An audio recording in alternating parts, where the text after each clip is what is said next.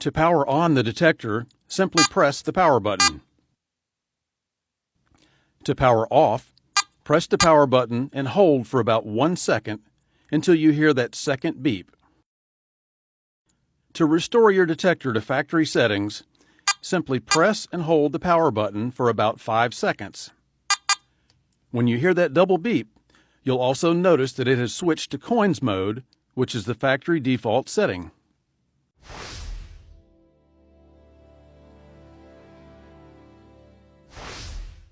The AT-Max includes a built-in Z-Link wireless transmitter for use with these Garrett MS3 headphones. The AT-Max can also connect to most any other headphones with the use of a separate Z-Link receiver. To pair with a new set of headphones, simply switch the headphone receiver on, hold the receiver within 2 feet or a half meter from the AT-Max, and then press and release the iron audio and frequency buttons at the same time. A steady Z-Link wireless icon indicates that the detector is properly paired. A flashing icon indicates the detector is searching for a receiver.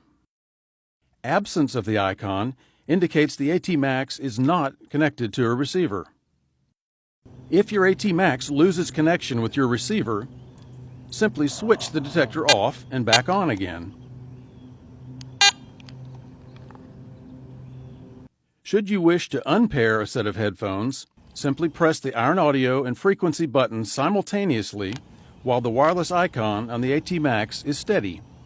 The AT-Max can be operated wirelessly for shallow wading, but wireless operation is not possible when the detector is fully submerged.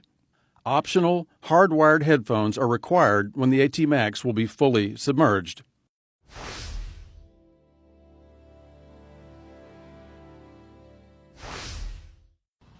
Your AT-Max International will indicate all targets you encounter in the field, so it's important that you understand target ID. Let's take a look at that. The AT-Max's target ID includes the legend up at the top. Ferrous or iron items indicate more toward the left side. Non-ferrous or more conductive items are going to be more toward the right. This lower scale indicates all the pixels that are switched on, that are active. These pixels that have been turned off on this side have been rejected. Although you will see a target ID cursor appear along the top row, it will be audible only if it's accepted.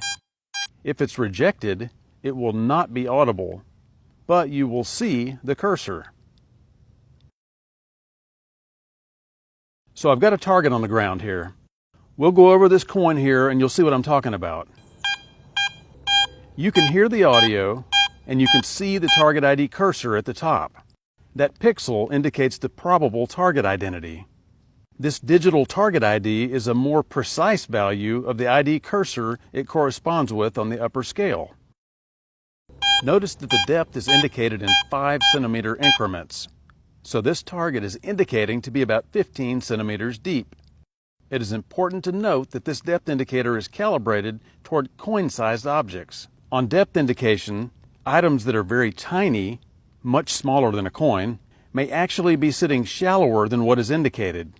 Conversely, items that are very large, much larger than a coin, may actually be deeper in the ground than what is shown. Remember that the depth indicator is based on coin-sized objects. It's also important to note several things regarding digital target ID. First, get your target centered under your coil. Pinpoint it as best you can. If you keep your target very well centered and keep your coil swing very level, very flat above the target, you will get a more precise target ID.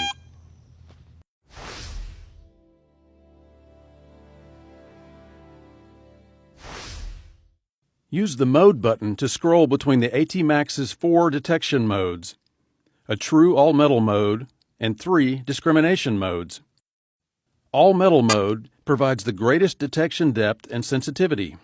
Its continuous audio response allows the operator to hear subtle detection signals produced by faint targets.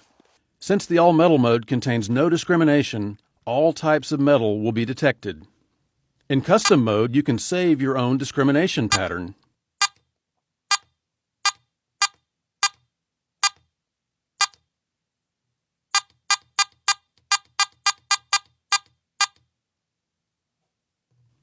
And the AT Max will remember it when you turn it off and back on again. Coins mode is designed to find most types of coins and jewelry and eliminate common trash like foil and iron. Be aware that some small items that respond like foil could be missed with this pattern. In the zero discrimination mode, nothing is notched. All 12 discrimination pixels are active.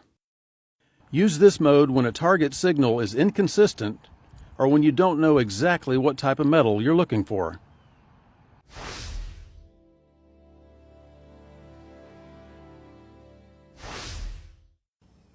When used in any of its three discrim modes, custom, coins, or zero, the AT Max has three distinct tones it makes based on a target's conductivity. So I've got three targets laid out here on the ground. Let's go over those targets and listen to these three different tones. The first tone is a low tone. That's for anything with a digital target ID reading from 0 to 34. Listen to the low tone created by this iron nail. A mid-tone is produced for items with digital target IDs from 35 to 50. Listen to this piece of foil and the mid-tone. Finally, a high tone is heard for anything with a target ID higher than 50. Listen to the silver coin and the high tone it produces. Let's go over the three targets once again. High tone, mid-tone, low tone. If you are operating in the true all-metal mode on the AT Max, you will hear all targets as a proportional medium tone.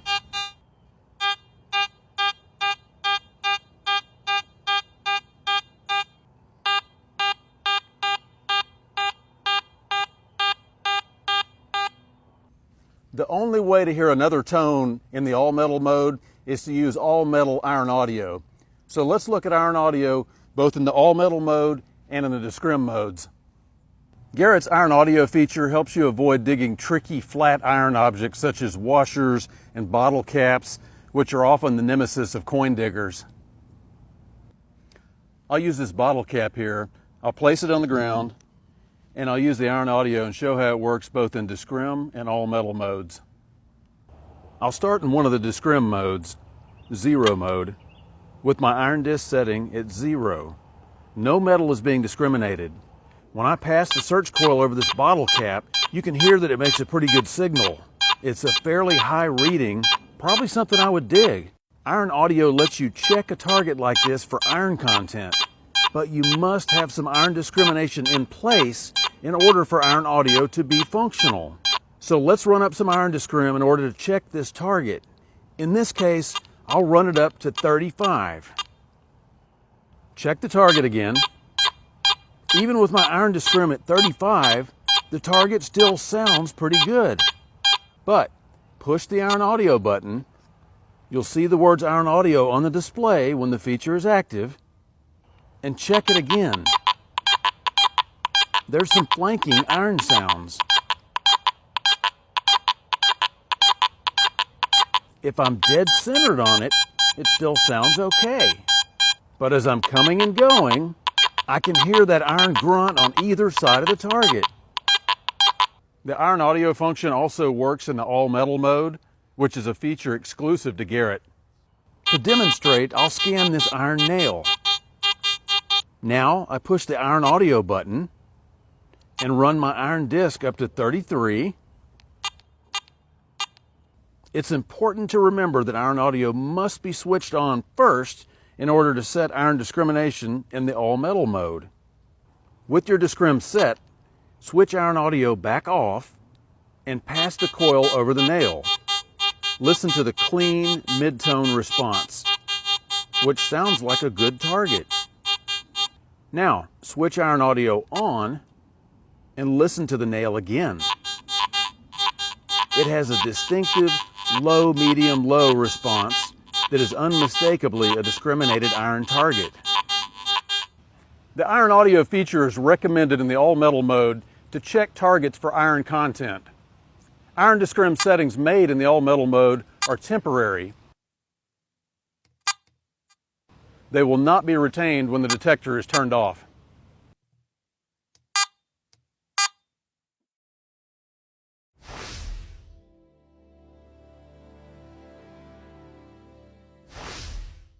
The AT Max has 12 pixels or notches of discrimination that can be switched off to eliminate trash objects from detection, such as foil or pull tabs. There are two different methods to eliminate an item from detection. Let me demonstrate with this pull tab that I have here. I scan over it and get a reading around 60.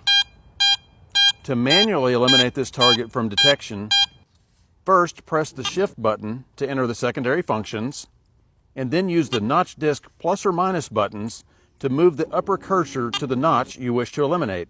Then, push the Elim button to remove the lower scale pixel that corresponds with this target.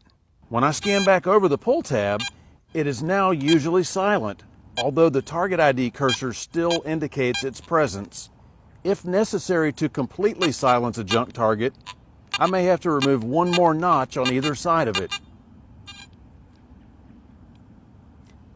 To add a target ID cursor back into your detection pattern, press the Shift button, use the notch disk plus or minus buttons to move the upper cursor to the desired pixel, and then press Elim again.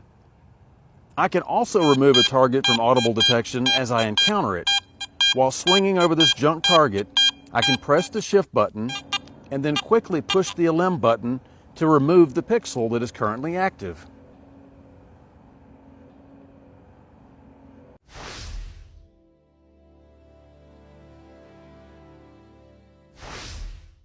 On the AT Max, you can adjust iron discrimination from 0, no discrimination of iron, to 44, maximum iron discrimination. Use the iron disk plus or minus buttons to set your iron discrim level to where an unwanted ferrous target is just rejected.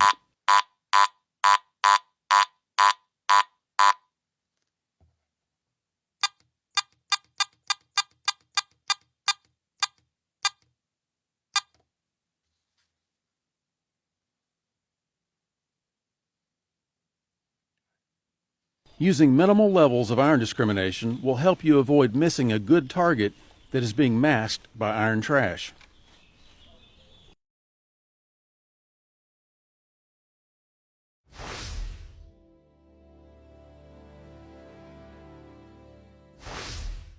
First, set your MS3 Z-Link wireless headphones to the maximum volume level.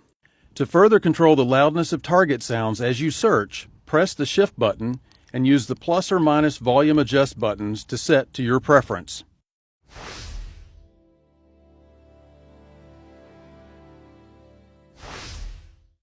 Threshold is the constant background hum that is added to the target response. Use the threshold plus or minus buttons to select from one of 33 levels. To maximize the ability to hear faint target signals, it is recommended to operate with a faint yet barely audible threshold. The louder your surrounding environment, the higher you may need to set the threshold. At other times, you may wish to operate with a negative or silent threshold to reduce detector chatter. Headphones are highly recommended in order to hear faint signals.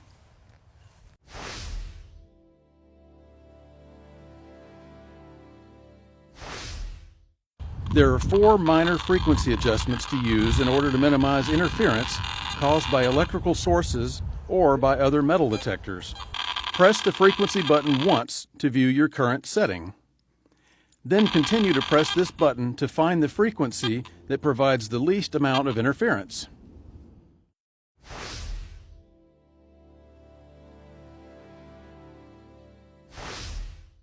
Use these plus or minus buttons to step through the 8 levels of sensitivity. Increase sensitivity when you're searching for a very small item or a very deep item. Other times you may want to decrease sensitivity when the machine is behaving erratically due to excessive metal trash or highly mineralized grounds.